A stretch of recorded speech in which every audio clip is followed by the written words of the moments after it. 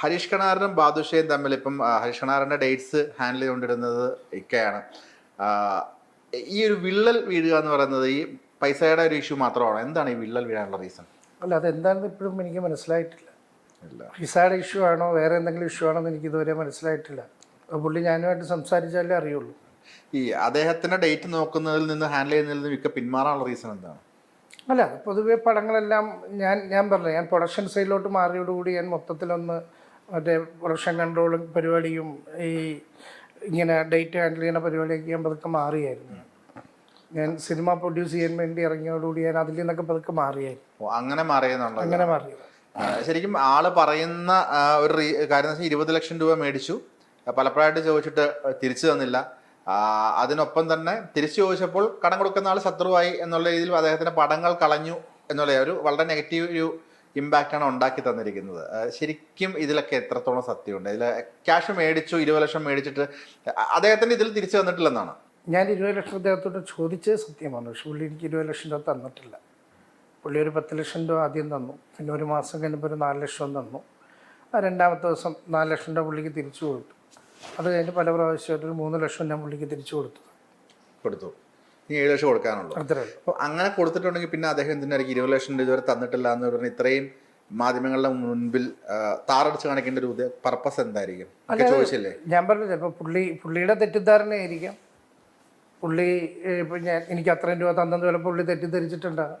അതിനെന്താ നമ്മൾ ചെയ്യേണ്ടത്? നമ്മളൊരു ആരോപണം ഉന്നയിക്കുമ്പോൾ നമ്മളെ ബാങ്ക് സ്റ്റേറ്റ്മെൻറ്റ് എടുത്ത് നോക്കിയാൽ നമുക്കറിയാമല്ലോ. ഞാനൊരു മറുപടി പറയാൻ വന്നപ്പോൾ ഞാൻ എൻ്റെ സ്റ്റേറ്റ്മെൻ്റ് എല്ലാം എടുത്തിട്ടല്ലേ വന്നിരുന്നത്. പുള്ളി അങ്ങനെ ഒരു ആരോപണം ഉന്നയിക്കുമ്പോൾ പുള്ളിക്കത് ആദ്യം പുള്ളിക്ക് ചെക്ക് ചെയ്യാമല്ലോ. ബാങ്ക് വഴിയല്ല പുള്ളി പൈസ തന്നേക്കുന്നത്. തെറ്റിദ്ധാരണ പറ്റിയതാണ് ആയിരിക്കാം.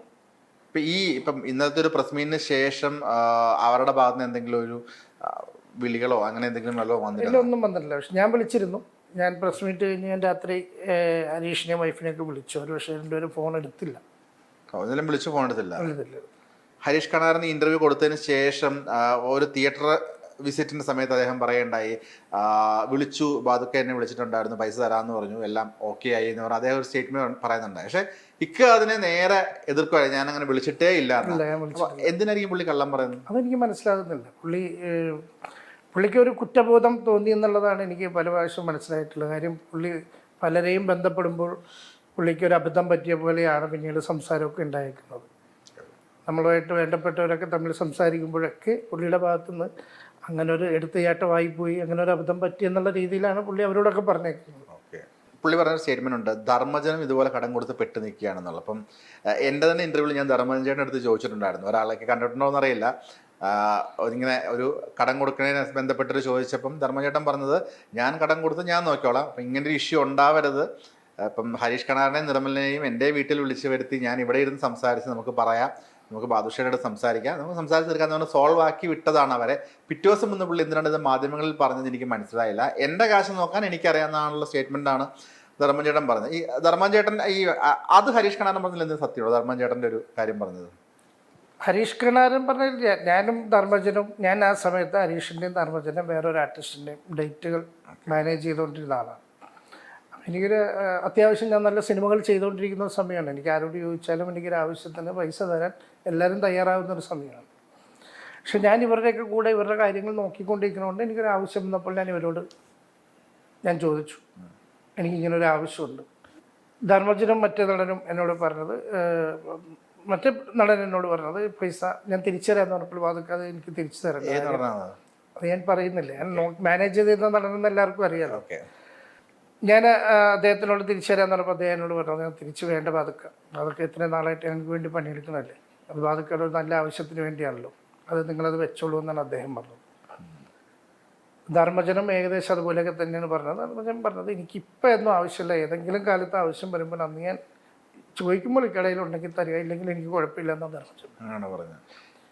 ഓക്കെ, ഇപ്പം ഈ പ്രസ് മീറ്റിൽ പറഞ്ഞൊരു മാറ്ററുണ്ട്, ഈ ഇത്രയും നാൾ ഡേറ്റ് നോക്കിയിട്ട് ഒരു പോലും എനിക്ക് പ്രതിഫലം തന്നില്ല എന്നുള്ളത്. അതിൻ്റെ ഒരു ഇൻഡസ്ട്രിക്കുള്ളിൽ നമ്മൾ പല ആവർത്തി കേൾക്കുന്ന ഒരു കാര്യമുണ്ട്, ഒരു ഡേറ്റ് നോക്കുന്ന ഒരാൾ എപ്പോഴും ഒരു ആർട്ടിസ്റ്റിന് റെമ്യൂണറേഷൻ അയാൾ കൂട്ടുകയും അതിൽ നിന്നൊരു പെർസെൻറ്റേജ് ഈ ഡേറ്റ് നോക്കുന്ന ആൾ എടുക്കുകയും ചെയ്യുന്നുള്ള പ്രവണത പല സ്ഥലങ്ങളിലായിട്ട് ഞാൻ കേട്ടിട്ടുണ്ട്. അങ്ങനെ ഡേറ്റ് നോക്കുന്ന ഓൾമോസ്റ്റ് അല്ല. അപ്പം അങ്ങനെ ഒരു പ്രതിഫലം കിട്ടിയിട്ടില്ല? ഇല്ല, അത് മലയാളത്തിൽ ഇങ്ങനെ ഇല്ല. അതൊക്കെ മറ്റേ തമിഴ് തെലുങ്ക് ഭാഷകളിലൊക്കെയാണ് അങ്ങനെ ഒരു സ്ട്രാറ്റജി ഉള്ളത്. ഒരു ആർട്ടിസ്റ്റിൻ്റെ ശമ്പളത്തിൻ്റെ 10% ആ. അയാൾക്കുള്ളതാണെന്നുള്ള ഒരു രീതി അവിടെയൊക്കെ ഉണ്ട്. ഇവിടെ അങ്ങനത്തെ പരിപാടിയൊന്നുമില്ല. ഒന്നുമില്ല. അപ്പം പിന്നെ എന്തിനാണ് ഫ്രീ ആയിട്ട് ഡേറ്റ് നോക്കേണ്ട ഫ്രീ കാര്യം? ആയിട്ടില്ല, പുള്ളി ഇങ്ങോട്ട് ആവശ്യപ്പെട്ടിട്ടാണ്. അപ്പം ഞാൻ മറ്റവരെയൊക്കെ നോക്കുന്ന പുള്ളിക്ക് അറിയാം. അപ്പോൾ പുള്ളി ഇങ്ങോട്ട് വന്ന് ആവശ്യപ്പെട്ടാണ്, അതൊക്കെ എൻ്റെ കാര്യം കൂടി നോക്കൂ എന്ന് ചോദിച്ചപ്പോൾ ഞാൻ നോക്കിക്കോളാം എന്ന് പറഞ്ഞു. അപ്പം നമ്മളൊരു ജോലി ചെയ്യുമ്പോൾ സ്വാഭാവികമായിട്ട് അതിന് തിരിച്ചൊരു പ്രതിഫലം പ്രതീക്ഷിക്കുക പറയില്ല ശരിക്കും. അപ്പം അങ്ങനെ അത് സംസാരിച്ചില്ല. ആ ഒരു സൗഹൃദ സമയത്ത് നമുക്കത് പറയാൻ ഒരിക്കലും പറ്റില്ലല്ലോ. പിന്നെ അവരറിഞ്ഞ് ചെയ്യേണ്ടത് അവരുടെ ഉത്തരവാദിത്വം. അപ്പം ഞാനിപ്പോൾ എൻ്റെ കൂടെ എനിക്കിവിടെ ഒരുപാട് പേര് വർക്ക് ചെയ്യുന്നുണ്ട്. ഞാൻ അവർക്ക് ശമ്പളം കൊടുത്തില്ലെങ്കിൽ എങ്ങനെയുണ്ടാവും? ശരിയാ. നമ്മൾ കൊടുക്കേണ്ടതല്ലേ, പണി എടുത്തിട്ടുണ്ടെങ്കിൽ അയാൾക്ക് കൃത്യമായിട്ട് ശമ്പളം കൊടുക്കേണ്ടത് നമ്മുടെ മര്യാദയില്ലേ. ഇന്നലെ വിളിച്ചിട്ടും ഹരീഷ് കണാറും അദ്ദേഹത്തിന്റെ ഭാര്യയും ഫോൺ എടുത്തില്ല എന്ന് പറഞ്ഞു. ഇതിനു മുൻപും വിളിച്ചിട്ട് ഞാൻ അന്ന് ഈ പുള്ളി ആദ്യമായിട്ട് ഈ പ്രസ്താവന ഇറക്കി അന്ന് രാത്രി ഞാൻ ബന്ധപ്പെട്ടാണ്. എന്നിട്ട് അന്നും അദ്ദേഹം എടുത്തില്ലായിരുന്നു. പിന്നെ ഇന്നലെ ഞാനിതെല്ലാം എൻ്റെ വിഷമങ്ങളെല്ലാം പറഞ്ഞു കഴിഞ്ഞപ്പോൾ എനിക്ക് അദ്ദേഹത്തെ വിളിക്കണമെന്ന് തോന്നി. അതുകൊണ്ട് ഞാൻ വിളിച്ചു. അദ്ദേഹം എടുത്തില്ല. ഓക്കെ. ഇന്നലെ ആക്ച്വലി എന്ത് പറയാനായിരിക്കും വിളിച്ചത്? അല്ല, പുള്ളി എന്നെ പറ്റി ഒരു ആരോപണം ഉന്നയിച്ചു. അതിൻ്റെ സത്യാവസ്ഥ ഞാൻ വെളിപ്പെടുത്തിയിട്ടുണ്ട്. എനിക്ക് നിങ്ങളോട് വിരോധമൊന്നുമില്ലെന്ന് പറയാൻ വേണ്ടി തന്നെയാണ് ഞാൻ വിളിച്ചത്. പക്ഷെ ഇന്നലെ പറഞ്ഞതിൻ്റെ അത് രൂക്ഷമായ ഒരു പ്രസ്താവന, ഒരു ആരോപണമുള്ള അദ്ദേഹത്തിൻ്റെ കയ്യിലിരിപ്പുകൊണ്ട് മാത്രമാണ് അദ്ദേഹത്തിന് അവസരങ്ങൾ നഷ്ടപ്പെട്ടത്.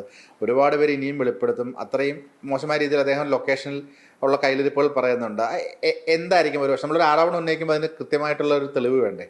ഞാൻ ഇന്നലെ 1-2 കാര്യങ്ങൾ പറഞ്ഞല്ലോ. അതിനകത്ത് ഞാൻ 1-2 കാര്യങ്ങൾ പറഞ്ഞു. പിന്നെ കൃത്യമായിട്ട് ഹരീഷിന് അത് അറിയാം. ഹരീഷ് എവിടെയൊക്കെ എന്തെല്ലാം ചെയ്തിട്ടുണ്ടെന്നുള്ള ഹരീഷിന് കൃത്യമായിട്ട് അറിയാം.